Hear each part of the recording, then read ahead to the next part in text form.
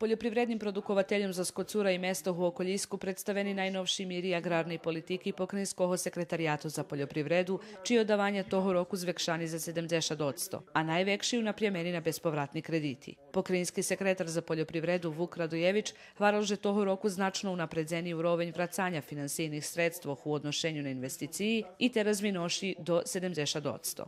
Keď k tomu dodáme možlivosti Fondu za rozvoj poljoprivredi, ktorý má barz aktuálny i atraktivni kreditni liniji, ktorý podpolno usoglašeni so kreditami Pokrajinskog sekretarijatu, stihujeme po najljepši možljivi model finansovanja poljoprivredi u Vojvodini.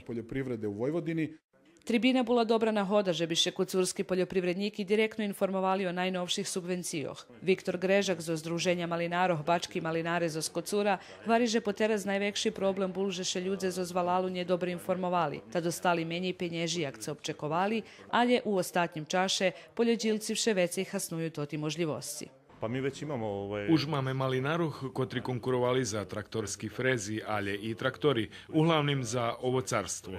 voćarske uglavnom.